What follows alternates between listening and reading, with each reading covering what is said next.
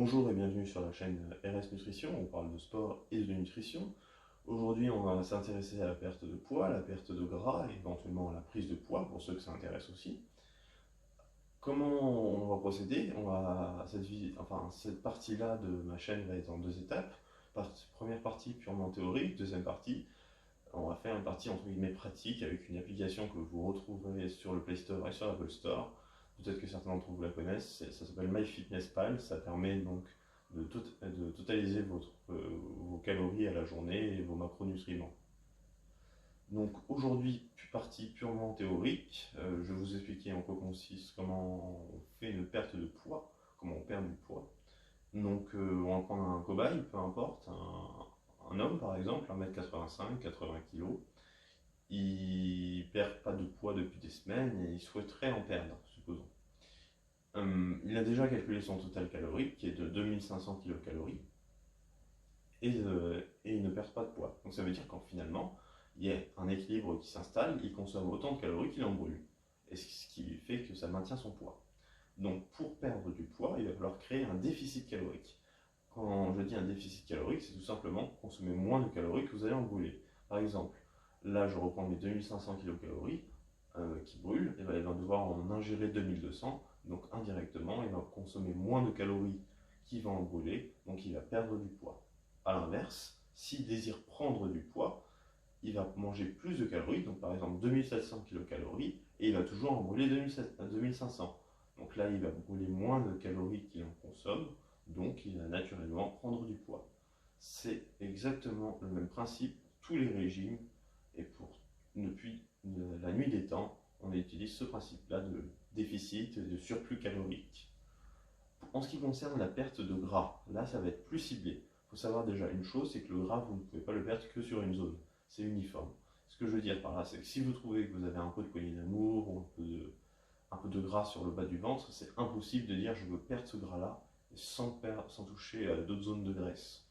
Par exemple, vous ne pouvez pas perdre le bas du ventre sans perdre un peu de gras sur les cuisses, les fesses ou d'autres parties du corps. C'est uniforme, c'est comme ça, c'est génétique, vous ne pouvez rien y faire, c'est pour tout le monde pareil. Donc pour ça, on va s'attarder sur la qualité des macronutriments et notamment de votre taux de protéines et votre taux de lipides. On va regarder un petit peu comment est constituée votre alimentation. Est-ce que vous avez suffisamment de protéines et est-ce que vous n'aurez pas par exemple un surplus de lipides et de mauvaise graisse comme on a vu dans la vidéo précédente avec le tableau des valeurs nutritionnelles. Et le but, ça va tout simplement de consommer suffisamment de protéines et un peu moins de graisse ou de glucides, tout dépend de votre régime alimentaire actuel, ça dépend vraiment des personnes et des goûts. Et on va faire un petit rapport là-dessus, qu'on verra dans la partie plus pratique. Et vous allez voir que vous allez en fait perdre du gras tout en perdant du poids, parce que l'un ne va pas sans l'autre. Et indirectement, si vous prenez du poids, vous prenez du muscle. Et si vous perdez du poids, vous perdrez à la fois du gras et vous perdrez à la fois du muscle. Et le but en fait, ça va être de maintenir un maximum de masse musculaire, comme ça on force en fait le gras à être chassé de notre corps. En disant je veux garder la même masse musculaire, donc même si elle n'est pas forcément, même si vous n'êtes pas un sportif et qu'elle n'est pas forcément ultra développée, le peu de masse musculaire par exemple que vous allez essayer de le conserver et vous allez donc naturellement brûler du gras, brûler les réserves entre guillemets de ce que j'appelle le carburant, donc d'énergie disponible que vous avez dans votre corps. Donc voilà, ça c'est pour la partie purement théorique. J'espère que vous aurez compris un petit peu le principe de surplus et de déficit calorique. Voilà, j'espère que cette vidéo vous aura plu, que j'aurai été assez clair et explicite. Cette vidéo est un peu plus courte que la précédente, mais bon, peut-être que celle de demain, ou du moins la prochaine vidéo risque d'être un peu plus longue, donc voilà. Je ne vais pas en faire une de 10 minutes forcément à chaque fois, dans le sens où c'est pas forcément nécessaire.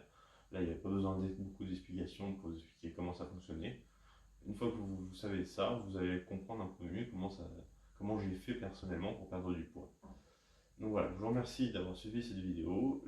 Donc n'hésitez pas à me rejoindre sur les réseaux sociaux, donc sur la page Facebook RS Nutrition ou sur la page YouTube RS Nutrition.